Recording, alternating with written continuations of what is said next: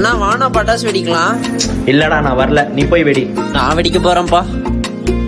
என்னங்க நீங்க நாளைக்கு தீபாவளி வரப்போது ஒரு என்ஜாய்மெண்ட்டே இல்லாம இருக்கீங்க.